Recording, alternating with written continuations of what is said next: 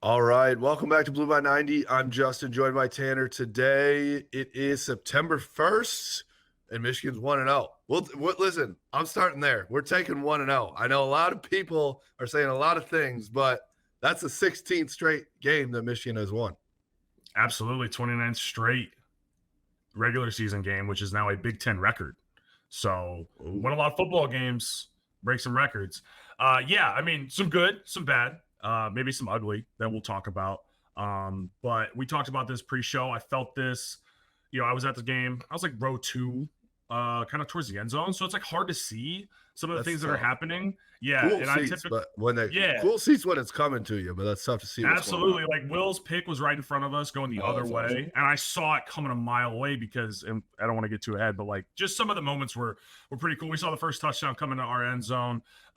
So, but it's hard to see, in the stadium unless you're, even like the closer you are, the harder it is to kind of see what's going on the field, especially when you're, in each side of the end zone, a little more extreme angles. Yeah. But watching it on replay, I watched it on the Peacock app, kind of skipping around this morning, and I felt better watching the TV copy than I did leaving the stadium last night. So, Justin, I know you kind of agree, but it feels a little bit better watching it after the fact than it maybe did in the moment. Yeah, I mean,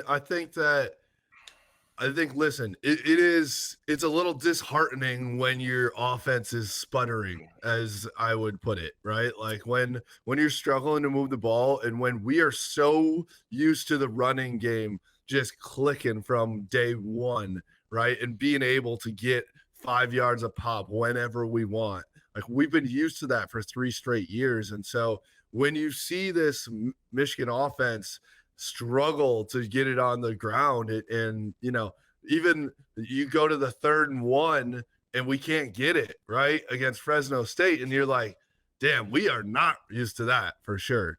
Might need to switch over to the tush push or something there. But some teams are doing that. Some teams, and it worked. It didn't look great, but it worked. But you don't have Jason Kelce or Jalen Hurts is a little bit more difficult. But I exactly. But I mean, we do have Alex Orji, so you never know. But anyways, I agree with you. I think that it's not like doom and gloom. It's not all doom and gloom. If you went on Twitter during the game last night, I was at the game too, but I just scrolled through some tweets from you got service? The game. No, just like after the game. Oh, okay, yeah. Definitely. Can we get Wi-Fi off topic? Can we get Wi-Fi in this place? The Wi-Fi needs to happen in the stadium yesterday. Like, unbelievable. This is ridiculous. I get it. It's a 100-plus-year-old stadium, but people be like, "Whoa, you're at the game." Yeah, we're at the game, and there's 4 TV timeouts per quarter at 3 minutes each. Like, I need something to do. I love our boy Anthony Bellino. He does a great job. But man, I don't want to just sit there and just look at the ground and like. I know. Well, I want to be with our community. I want to be with our. I want to check. We have a lot of followers, and I enjoy chatting it up with them. So I want to see what people are saying. But no, I don't think it was as doom and gloom as like maybe it seemed in the moment. So I'd caution everybody on that and just encourage people to take a little breath, take a step back. I want to start. Let's start with Davis Warren. Because I think obviously everybody, he comes out as the starter. I think up until late this past week, most people were thinking that it's Alex Orji. It ends up being Davis Warren. I think a lot of people are also doom and gloom on Davis Warren. I think if you told me that he was going to go, 15 for 25, have a 60% completion percentage, and move the ball in the air, I would have taken that. I think he had 118 yards passing. I would definitely have liked more than that. If he can get that up to 180, 200, something like that with the completion percentage that he had, then we're cooking. And you look at the Fred Moore, the interception targeted at Fred Moore. He's got to throw that to the back of the end zone and try to have Fred go get it. And if he does it, then it's an incomplete pass, right? I think, to be honest, though, we saw JJ struggle with that for a long time, too. right? Like it's a hard throw. But if he can get that, if Tyler Morris keeps running down the sideline, that's probably a completion. Yeah, he slowed up. That came right towards us. Speaking of I the think seat, he must he have slowed lost up. it in the lights or something. I don't know if he thought the ball was coming because Yeah, he comes out of his out and up break and he's jogging. If he's sprinting, that's a touchdown. Right.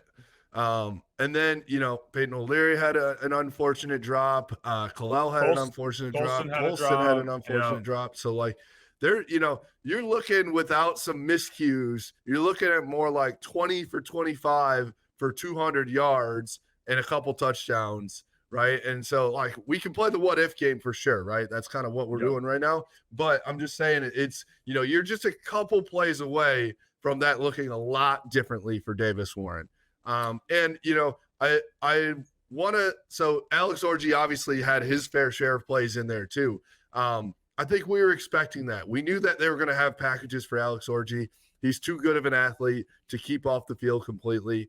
And I like that they have, a dynamic offense with the two of them. Now, what I would say about having Alex Orji in the game is I don't want it to be an auto run when Alex Orji is in the game. Obviously he had the touchdown pass to Donovan, which he could have underhand tossed that to him and it would have been a touchdown. And then, he did on his other pass, he threw it into the ground like that. There's no way around it. I think if you ask him, he just straight up say that's a bad pass. But what are your thoughts on Davis Warren's play and then also how they, mixed in Alex Orji? Yeah, I thought Davis, for the most part, was fine.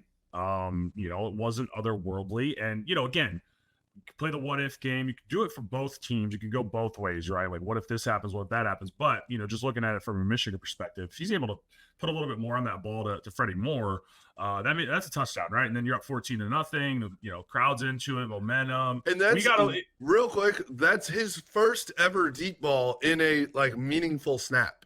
Also. Yeah. You know what Absolutely. I mean? So, he's going to learn, right? Yep. So, get that out in front. Freddie Moore had beat the corner. He's got a couple guys underneath. So, the only place for that ball to go is just miss deep, right? If you're going to miss deep, only put it where Moore can get it. And that's, that was great field position set up by a punt return by Tyler Morris at that point in the game. So, hey, you know what? 2nd and 10, maybe we go out and, hit something underneath, hit Colston. We're setting up. Maybe we at least get a field goal out of that scenario instead of an interception where they end up getting pretty good field position on the return. But yeah, you mentioned a couple drops. Colston had one that would have been a first down, and unfortunately Michigan had to settle for a field goal, which I don't want to get ahead of myself here, but Dominic Zvada, dog. We have a kicker. We've got ourselves a kicker. 55 yards, money down the middle, and they hit the net. So, and actually, okay, we'll talk about that in a minute. Keep going with your quarterbacks. So with Davis though, there were some misreads. The dump down to Donovan out of the kind of in the flat on a 3rd and long. That linebacker had kind of shifted over, and Kendrick Bell was open to potentially run after the catch for a first down. That's what that one right there, I think, is the clock was going way faster in Davis Warren's head than it was actually on the field. Because he had plenty of time to sit back there, let the play develop, and then Kendrick's wide open, and you can come off him. Even I believe Tyler Morris was kind of open coming across the middle to the right too. But I think in his mind, he's like, got to get it out. And he went to Donovan too quickly. He's got to let that play develop a little bit more, and then you hit Kendrick Bell for a touchdown. Yeah, so I think his processing and the mental clock and all those sorts of things will be improved as he plays more and more snaps in meaningful scenarios. Obviously, pretty big game coming up. That means a lot for Michigan's season here next week against Texas. So, what can you take from this game from a quarterback perspective with Davis moving forward? In the processing and making the right reads and making the right throws. Because I thought a lot of times, he made accurate throws. Again, the one to Tyler Morris was a pretty good throw. If Morris is, sprinting, because again, coming out of his break, he's kind of jogging. I mean, it's coming right towards us, right? I'm like 10 feet from this play, basically. And I'm like, man, that might be 6. And then he's kind of slow. And then he gets on his horse and it's just out of reach. So I thought overall Warren played well. With regards to bringing in Orji, we've seen it the last 3 years, especially in 2023, not so much in 22, except for in garbage time, but you see number 10 come in, what's happening. It's a read, right? And the thing I will say about Orji is I watched that end that he's reading. He made the correct read every time. And so he was averaging 6 yards a carry. So he was very efficient in the runs and the opportunities that he got. He short arms one, sprinting out. Like, that's tough to judge because he's cold, right? He's only ran the ball. His one throw was in the first drive, the first couple minutes of the game to Donovan Edwards, like you mentioned. We could have made that throw. So, it's kind of tough to judge, what he is going to look like as a passer in the opportunities that he's given when he comes in, because you can't just do that all the time, right? Yeah. I mean, they're going to start to kind of look at that and play that a little bit differently. Exactly. And one thing that we don't know yet is how much of what they were doing this week is setting things up for next week. For sure. Are they not showing his ability to throw the ball or some plays where he's going to actually get the ball in the air because they don't want to show it to Texas? Are they trying to, deke Texas out? Are they, what is he the decoy? What I don't think we know Sharon Moore. We know Kirk Campbell. They're setting something up here, right? We didn't show all of our cards in week 1 against Fresno State. Yeah. And I do wonder, obviously Kirk and Sharon had a huge part in last year's game plans, and 2022 I guess Kirk was here in 22, but Sharon did in 22 and 21. How much are we seeing Michigan miss Jim Harbaugh and his ability to game plan and prep, right? Like, he's a hell of a coach. So, I think he didn't get enough credit for that either, because he's not a flashy, throw it 50 times a game kind of guy. But a lot of this, run fits that they would have, like, it was good stuff. So, how much are they missing Harbaugh in the game plan and the prep versus, what we saw last year where, I mean, the Alabama game plan was awesome, and Sharon had a big hand in that. So, how much of it is really just, hey, it's Fresno State, really good program, by the way. Has won a lot of football games. They're one of the best non-Power 4 teams in the country. They have been for a long time. They're always churning out NFL talent.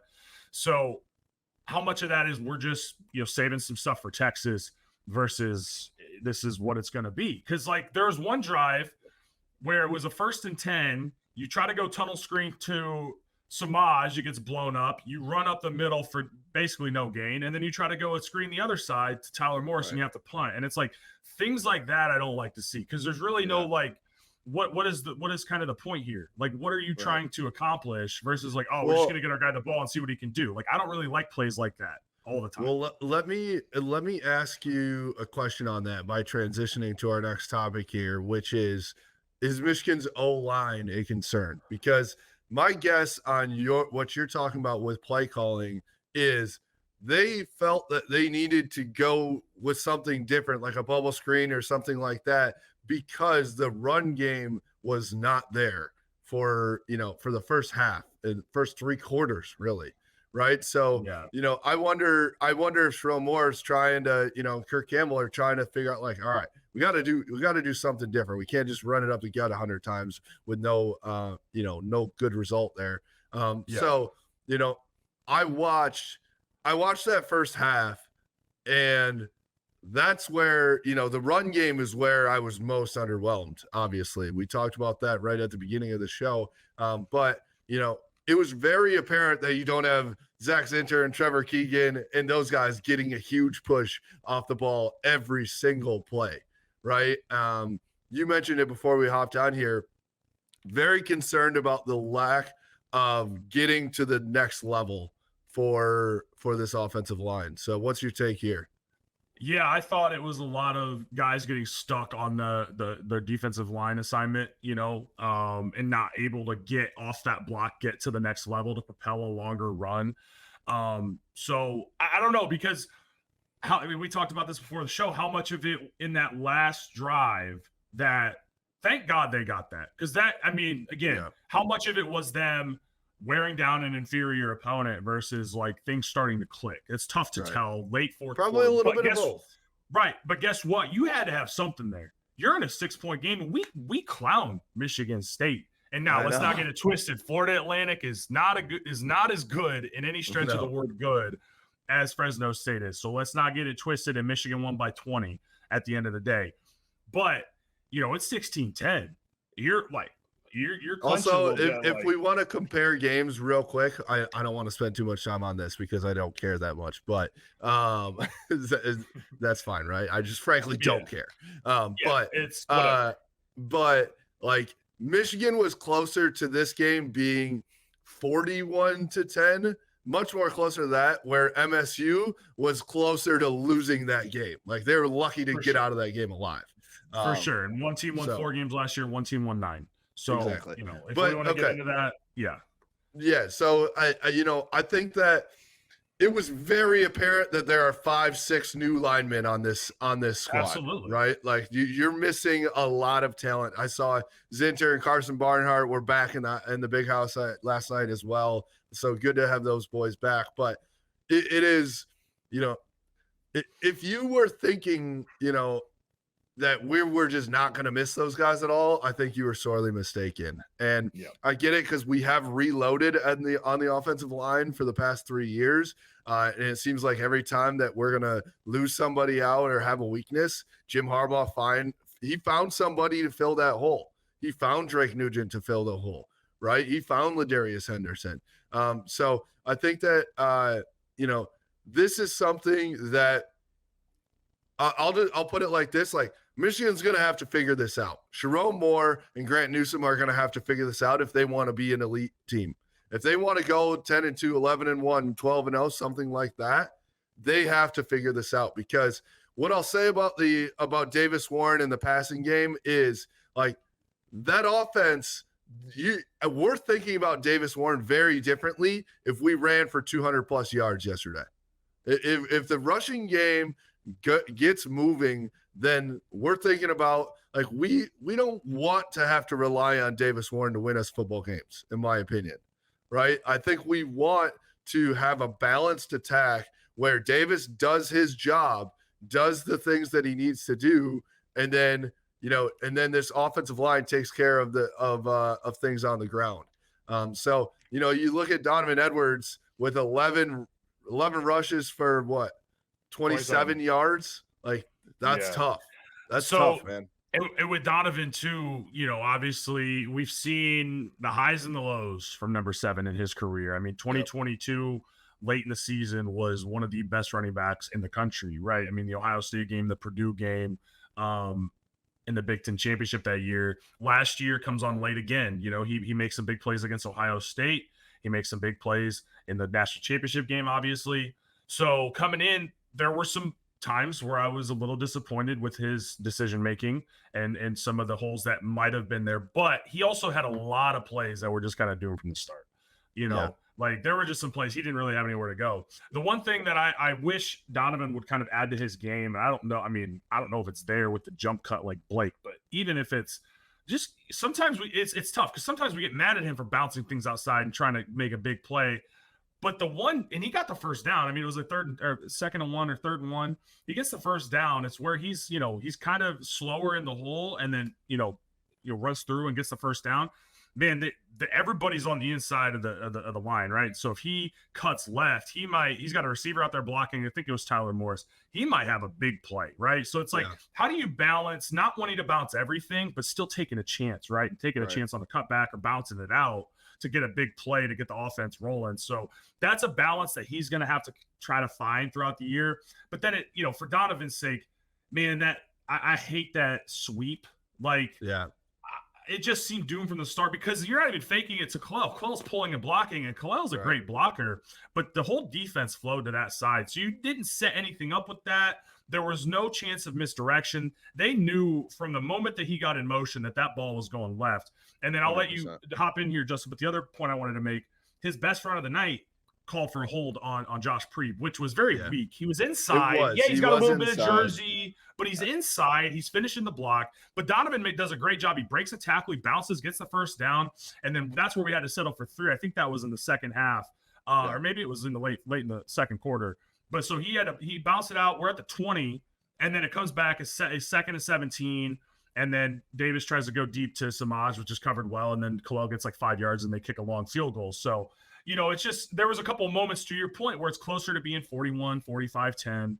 Yep. Then whatever. But yeah, it just, some things that happened that weren't Donovan's fault. There were some things that he can clean up. But again, and we'll talk about this, but I think with the Texas game coming up, he's got to be used in a more creative way. He can't just continue to run in between the tackles. You got to get him out in space. You got to get him the ball. You got to get him in motion. Get him on a backer. So who again, you can run in between the tackles though is this guy Kalel Mullings.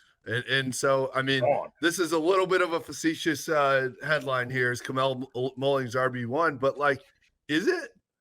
I don't know. It's a legitimate question, man. I think we've all loved Kalel Mullings, but I think most people thought, including myself, that he's just that hammer, almost the fullback type of guy. The reality is, man, this guy's got moves. The way he runs the ball is exactly what Sherrone Moore wants, right? Like, that's my opinion on it. I think that he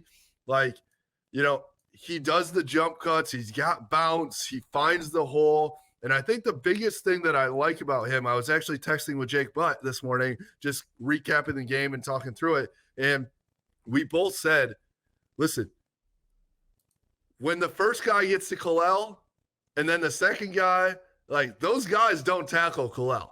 You got to get to that third guy. He's shedding tackles a lot.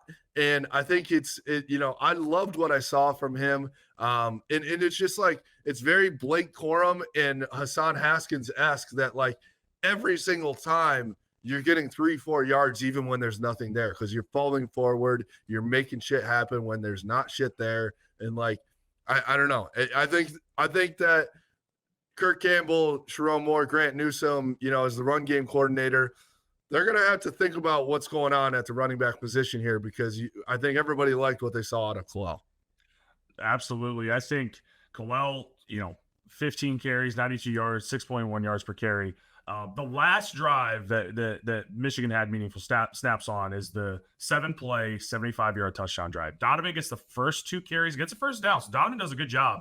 They bring Kalel in. He gets him down to the 18 with a couple big runs, man. There's one that he spins through some contact. He gets about 15 to 20 yards. He's got one where he cuts it back against the defense that he gets a first down on. So that drive, they go 6 plays, 57 yards, all on the ground, and then that leads to the play action, which is a thing in football that you can do, Kirk, Sherrone. You can fake the run. I thought that there should have been a little bit more play action last night, but they fake it, linebacker sucked in, and Colston gets a touchdown. So, I thought later in the game it got a lot better, and even when they weren't scoring touchdowns, they were moving the ball a little bit better. Now, look, they had less than 300 yards, so it was not ideal, but I thought later in the game some of these guys, stepped up a little bit. And Jay Dew on Twitter, if you don't follow him, definitely a great follow. Former Michigan player, does a great breakdown on Sundays of just, some very basic analysis. He calls it low-hanging fruit and just gives his input.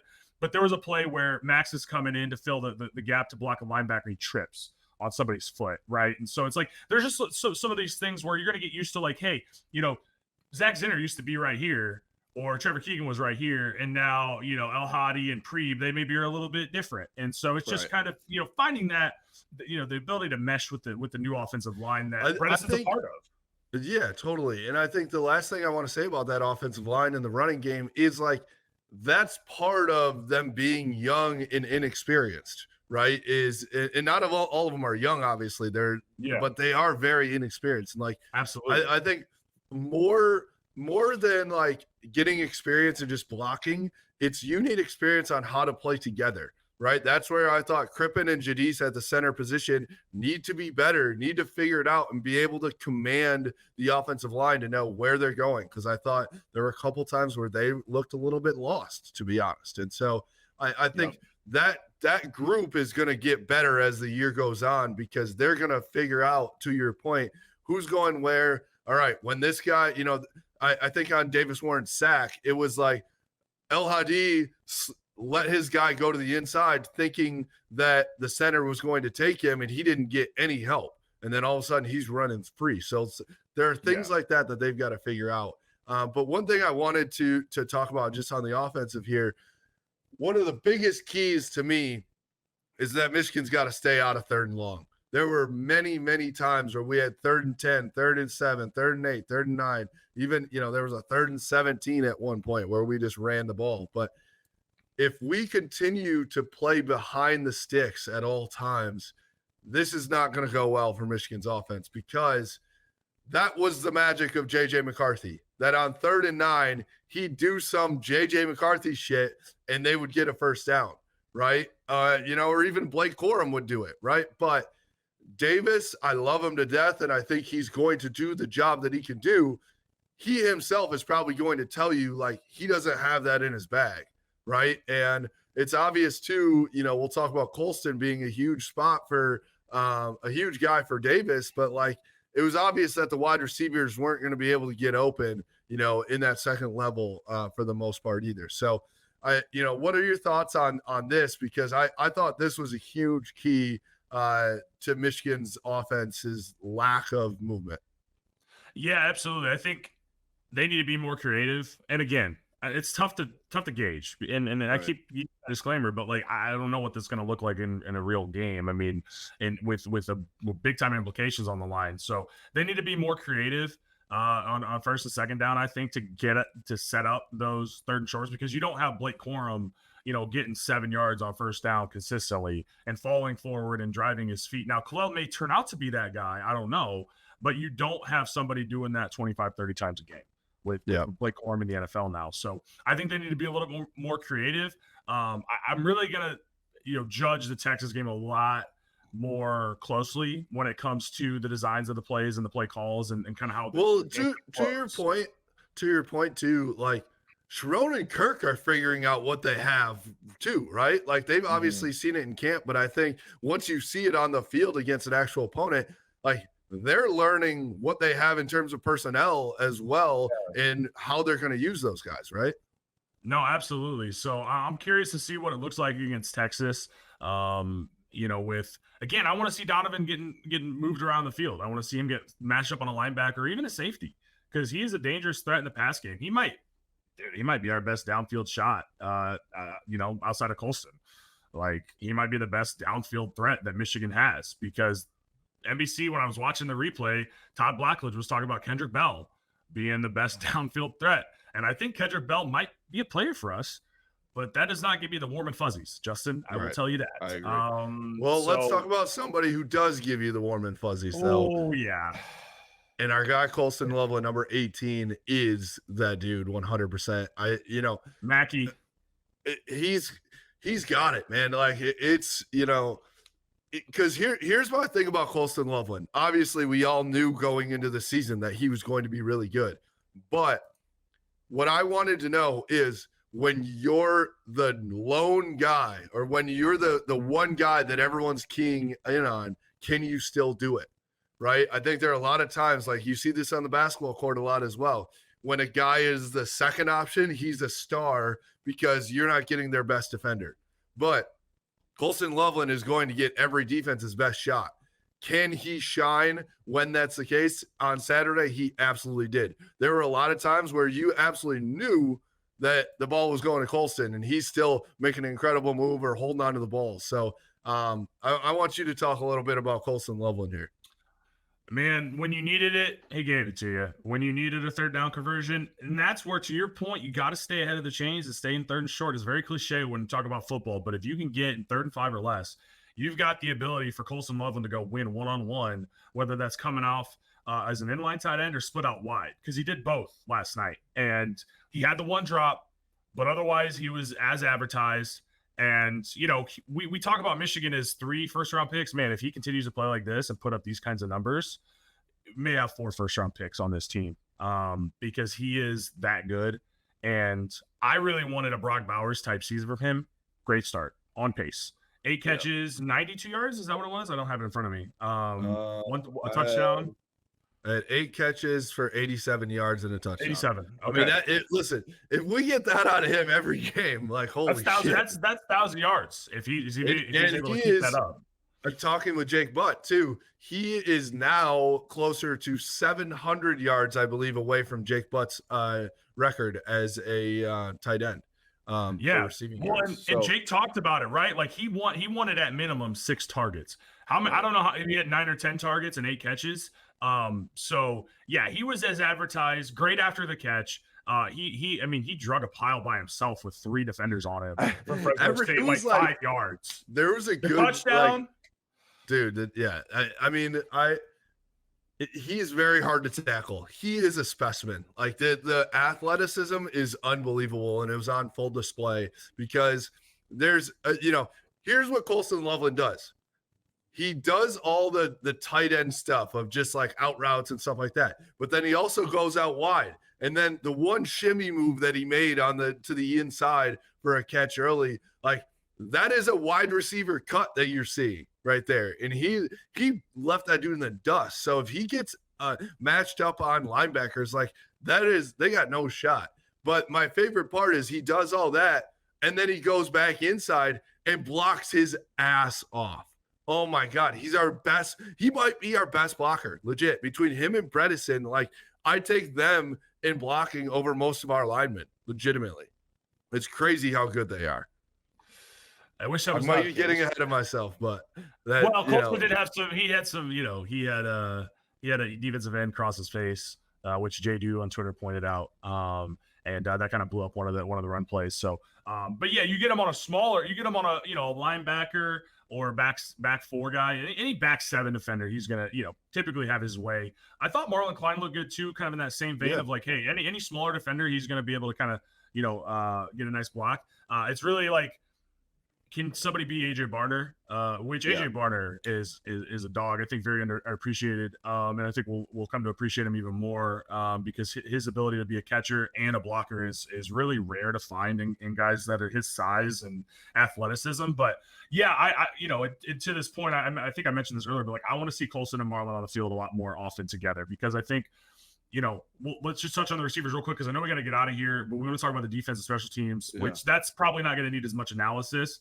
But I want to see Colston Loveland out wide versus seeing some of these, formations that they had, some of these guys in at receiver. I also want to say this. I do not need to see Max split out wide ever again. I don't know. The play, they got a first down on that play. The one time I saw them do that, but I'm like, what are we doing? I know. I love you, Max. We love you so much, and you do a lot of things really well. He does not need to be out there. You just don't need to be split out wide. Like it looks weird with the number 44, to be honest. Yeah. But by the way, I just hit puberty there. My voice is shot. Like I'm holding on by a thread. We haven't even talked about it, but the tailgate was electric. We had a time last night. That was electric. My feet hurt. Anybody who's listening needs to come out the next week because we had a hell of a day. The DJ was phenomenal. That pizza saved my life. The shout out Joe's Pizza. We appreciate you for coming. Little floppy. Had to fold it a certain way. Yeah, very floppy. Halfway down, but it was delicious. And we had North Peak. We had the Hale IPA. We had a bunch of their other beers. We had some Trulies. We had Dude Wipes there randomly. That came in clutch. The Bungzilla messed up on me, and I got the Dude Wipes to clean me up. Shout out Dude Wipes. They had bought the Mini Pooper. They had a Mini Cooper car with an actual turd on the top of it. So shout out. It was the poop emoji. Yeah, it was interesting. It was incredible.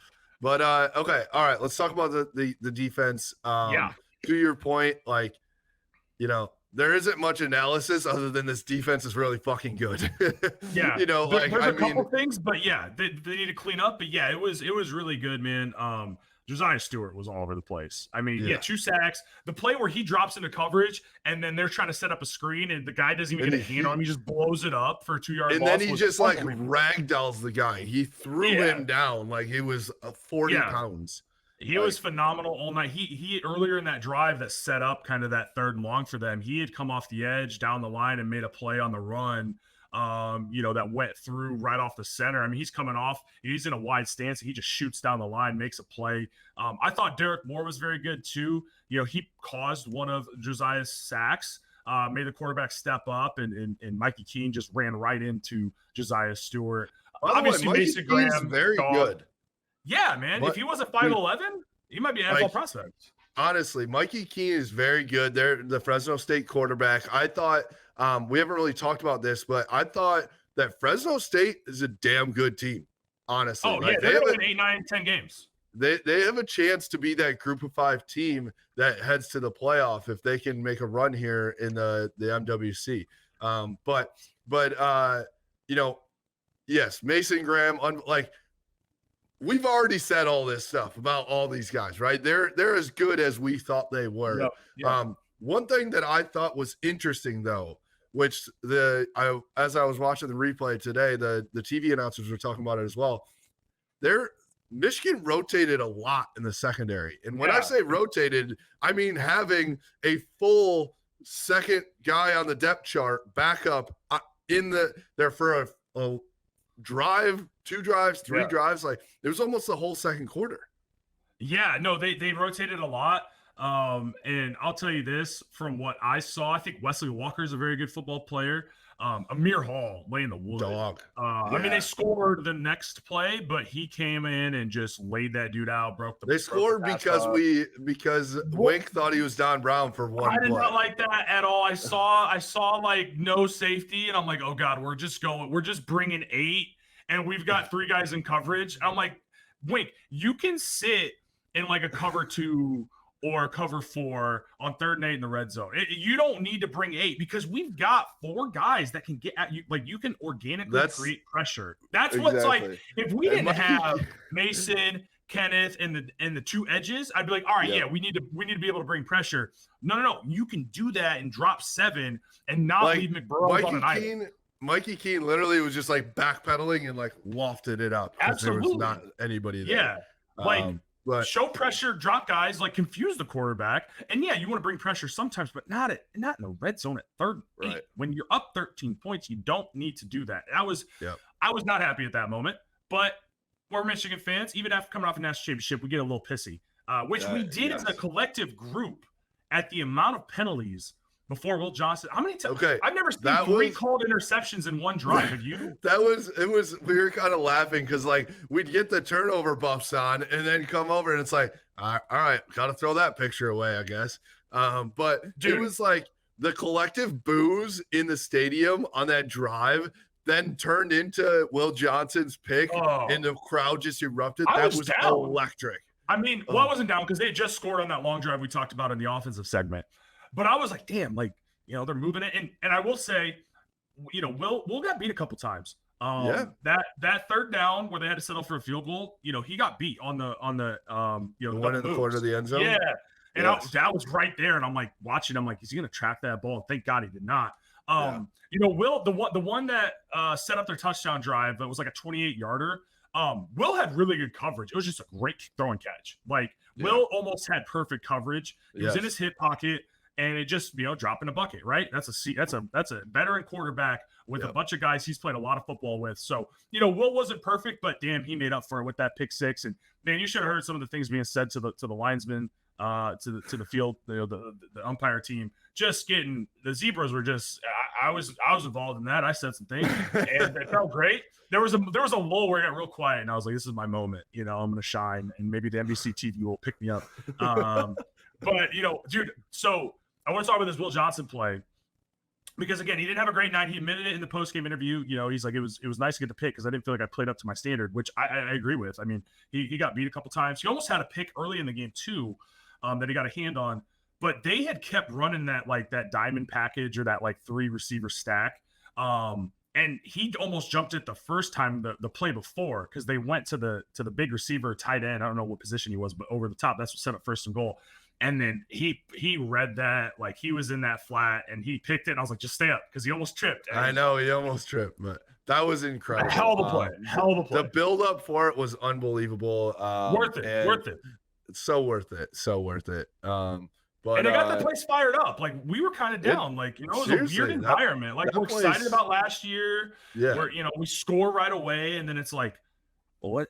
This is weird and it's not working and people are upset because again we're Michigan fans and this is what we do, and so I felt like it really brought some energy back to the stadium. It got us fired up and it felt good to end on that note. Again, just to recap, everything was not perfect. A lot of good things to take out of it, a lot of things you need to clean up, and to your point here on the board, Texas is on the clock, man. So this is a huge game coming up.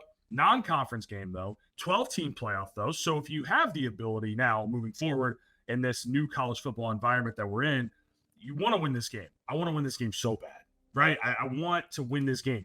But if you lose it, you got everything in front of you still, right? But So here's this is what a I'm good going to barometer. say. We'll obviously we'll be talking about this later this week too. But the one thing I want to say to you about that is, I think that this game is huge for this team because it kind of determines the trajectory of this team, right? If you come out and win this game, all of a sudden they have a different confidence about themselves, and we're thinking, they're thinking about themselves like, oh shit, we can do this. Like we're a squad. If you lose this game, I think that's where there can be some doubt that creeps into some bodies in Schembechler Hall. And so I think it's very, very important for the trajectory of the season, what happens in this game. Because to your point, yeah, you can still go 10-2.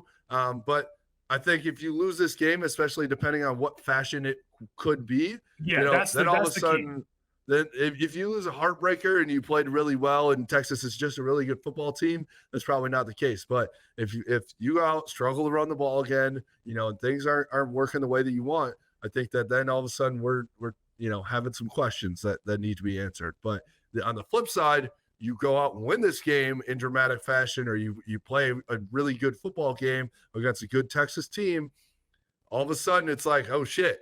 People aren't questioning Michigan anymore. There's not like, oh, they're gonna fall off after Jim Harbaugh in the national championship. Like all of a sudden, it's like, no, Jerome Moore is here. He's the guy, and he's gonna have this program at the top for a long time. So I'll leave it at that, and we'll have another episode coming for you guys this week, at least one. I think there's a lot to talk about here leading up to the Longhorns. Horns down, baby. Horns down. Well, I gotta used to. I'm not used to this. I gotta figure it out.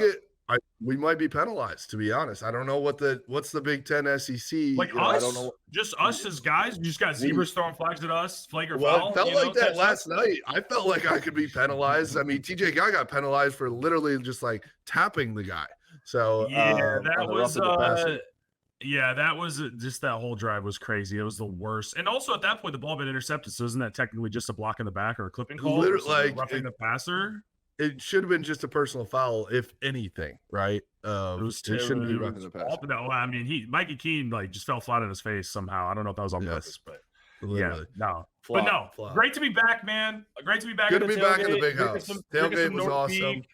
Yeah. Shout out North Peak. Shout out Hale IPA. Shout out Truly and Sun Cruiser. Thanks to Joe's Pizza providing the food that saved all of our lives. And shout out to Dude Wipes. So shout out to Jake Butt as well for hooking it up with Dude Wipes. Shout out to Ian Bunting. Came through. Shout out to Ian Bunting for coming through. We did not see Brad Robbins. A little disappointed. Thought he was coming.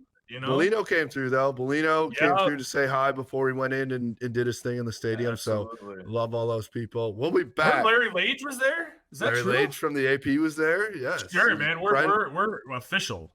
Friend of the pod. But yeah, I mean, this week it'll be 8 a.m. start. It'll be early. I'm gonna be up at like 4 a.m, ready to fucking go. I can't wait. So it's gonna be a hell of a day. I think Ann Arbor's gonna be buzzing, which I can't wait for. But oh man, it's different for the big games, as you know. I mean, it is just a different vibe in the air. It's just the tension's thick, Yes. And it's going to be 66 as the high as of now for Saturday. Oh, versus perfect football 80, weather, baby. 80 whatever, and we're dying. It was like 87. I was dying. Oh my god. I got a sunburn. I think I've got a nice little Apple Watch tan and probably a wedding ring tan as well. So just getting beat by the sun. Listen, but I did feel good at the stadium. Somebody tell the We're Back department that we are back. Somebody notify. We're filing a claim. We are back. We are back. All right. For us, you can follow us at Blue by 90 on Twitter, Instagram, Facebook, at Blue by 90 Podcast on YouTube, and blueby90.com. We appreciate you. Go Blue.